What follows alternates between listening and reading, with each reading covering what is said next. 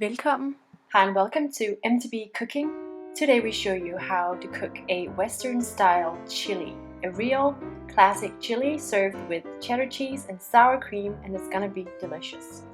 We start out by taking some pinto beans and we let them soak in water for about 8 to 10 hours, and we let them soak in plenty of water.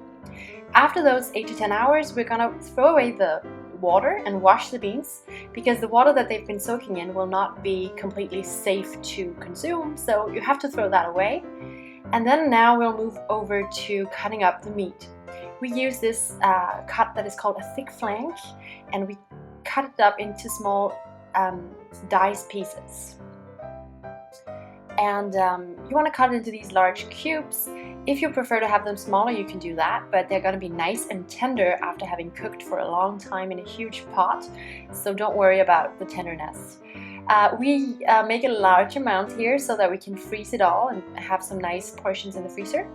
And what we do with the meat is we just brown it off in order to get this nice cooked surface on our meat. That'll add a lot of flavor to the dish. If you had just thrown the raw diced meat into the pot, it would not have as much taste as it has after having been browned off. And we do the same with the minced beef. We brown it off in the pan, and you can see the nice coloring, golden brown color on the meat. That is exactly what we're looking for.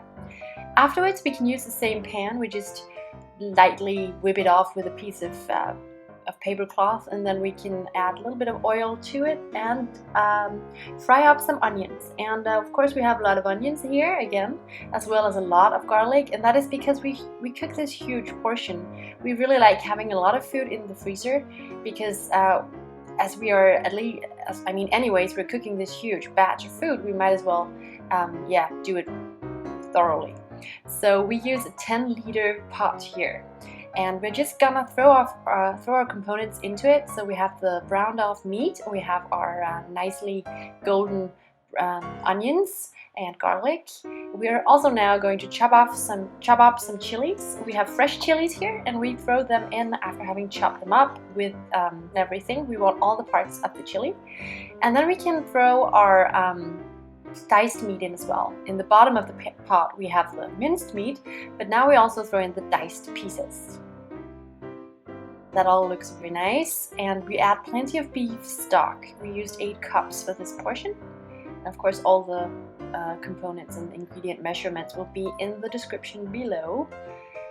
We add in some chopped tomatoes in juice from a can, and we add tomato puree, of course, and we just sort of tuck it all well down. We want all the components to be covered with liquid, so make sure that all of these pieces of beef are well coated with liquid, because they're going to be boiling in this pot for a long time. It's going to cook for a while, and that is why we want it to be covered.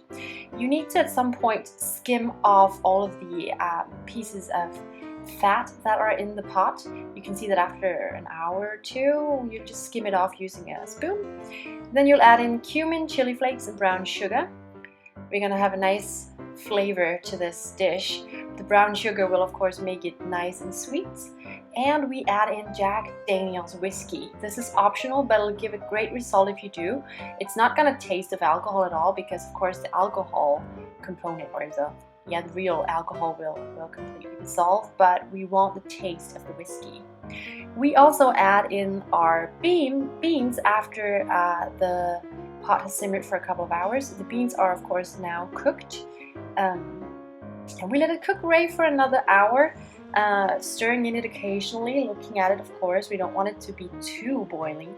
And then afterwards you can serve this delicious plate with rice on the bottom, chili on top, and of course sour cream and cheddar cheese. It is an amazing dish. You can of course also serve it in a burrito or with salad.